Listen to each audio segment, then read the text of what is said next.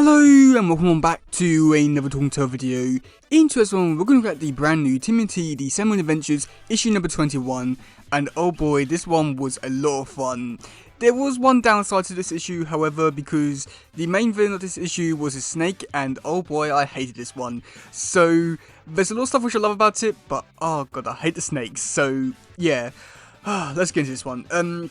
So yeah, okay, so we do first start off with, on the first page, where we do get see Splinter. He's telling Raphael that he needs to go out to get some pizza, just because the rest of the guys, they're going to be doing some meditating, and when Raph comes back, he'll be about to join them.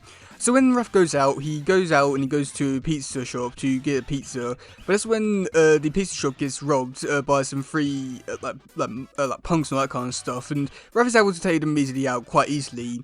And that's when we do get to see Casey Jones, and then this is where things get extremely fun, because like first thing we get to see him do is intimidate a person by hanging him over the edge of a building, and wow, this is like really giving me some like more darker, mature vibes of Casey stuff, which I don't think we ever really got to see in the A7 show.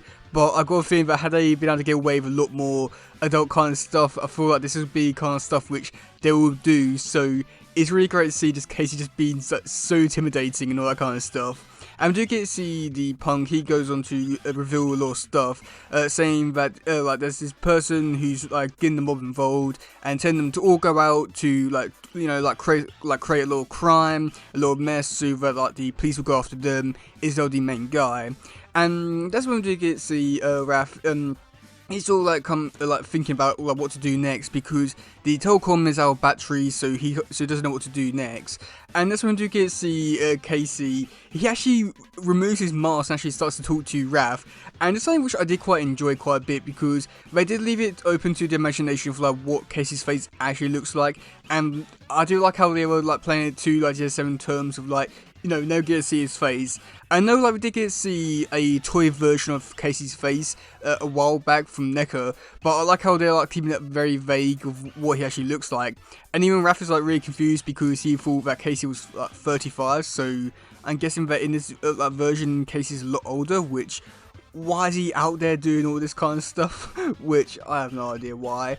But after that we do get to see Raph. He comes up with a great idea to try and lure like bad guys, telling them everything about like what they need to know about the plan, about where the bad guy is, and that is to get Casey to be a bad guy and like dress up as a bad guy, convince them that he's a bad guy, and get him to tell them where they are.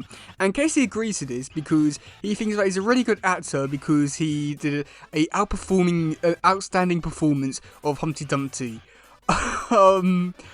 I don't know where to really begin with that. That seems a very unique thing, and I really want to see that. Yeah, I can't say much more than that. I really want to see something like that happen in this universe. Why didn't we get to see like a flashback to that? But yeah, after that we do get to see this one guy is trying to rob a store, and the lady was like from the first episode, I want to say. I'm pretty sure that is the lady. And we get to see Casey. He's there in a trench coat, and yeah, and now like begins to question the fact that it's Casey. I'm pretty sure they will have counted him at least once or twice, but they don't question it whatsoever. And with the way that Casey was going on, like talking and go, nah, I love that. It was so like what it's amazing. And then even we'll go see like one of the guys asking like, oh, are you having a stroke? It's amazing. I really want to see like this more like this like kind of humor, like go over to other issues, because it is spot on and perfect. And after that we do get to see Casey. He just rams a bag into the guy to take him out, and inside that bag was Raph. So after that we do get to see the main villain. He's with a mob guy, and he's a snake guy, like I've already mentioned, and I really hate him because I hate snakes. It's just the worst. Just why? And turns out that this character is actually a character from the show, but I haven't really seen all too many episodes from the A7 show to really know who this character is. And I do like how they do go on to mention how like in this issue, they're like going like really deep into like Rose Gallery, and I do really enjoy like that like joke there. And it was another joke which I did quite enjoy a little bit later, which is just amazing. But this guy goes on to reveal that the way that he's like being able to do this kind of stuff is that he was like turned back into a human, and then after some time he got remutated back into a snake. He doesn't have his abilities to control snakes anymore, but he's still a mutant snake. So now he's going out to try and steal the chemicals, but the way that he's going to do that is get the other, like the crime, well, the mobs and all that kind of stuff to do it for him, so that it doesn't raise any alarms, which is kind of smart, to be honest.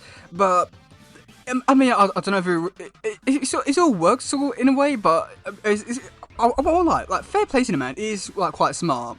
And after that, we do get to see Raph and Casey. They come in and start fighting. And I really did enjoy this bit here, just because we do get to see like one joke here where like April's asking, oh yeah, like with Casey and Raph, like, is it normal for you two to team up? Because like you two shouldn't really work together. And then Raph goes on to say, oh yeah, well, it's part of the canon, so it's fine. And then like even in that like same panel on the like rope, we do get to see a little Japan bit from like the first episode. I love all these callbacks and even like jokes. I mean, I do feel I don't know how I feel about like the like Raph wrecking fall to this kind of extent in a way. It works well enough to the point where I do like it and I do laugh about it, but I feel like it's a little very on the nose about this kind of stuff, and it's not as bad as what it could be. But I enjoyed it, but it could. I don't know. I just feel like there's better ways to go around this kind of stuff, but it worked well enough for me to enjoy it. But either way, for this fight scene, we do get to see the snake. He somehow he escapes into an air vent and just leaves, and then we do get to see Raph and Casey. They're going to take on the mob, and that's pretty much it for the issue.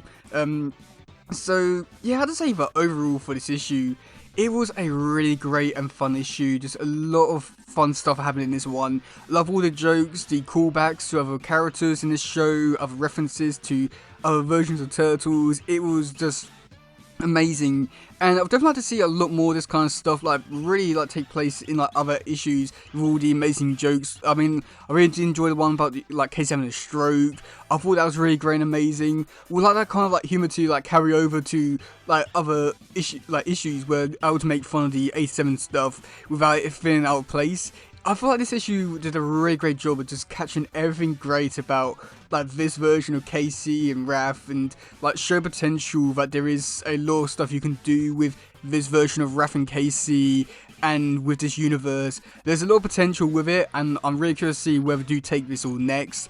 And with this, like, and also I've got next issue with Casey as well, so that's going to be a lot of fun as well. Quite curious to see how much that's going to be playing, like how much of this stuff that happening in this issue will take, like taking place in the next issue with all the jokes. I really hope it like a lot of like more like comedic jokes happen there, but I guess we'll wait and see about that. But yeah, let me know in the comment section below what do you think about this issue. Do you like it? Do you not? And yeah, that's game for today, guys. If there's some, please share. This is Grubnut stuff. Goodbye, yo. Bye.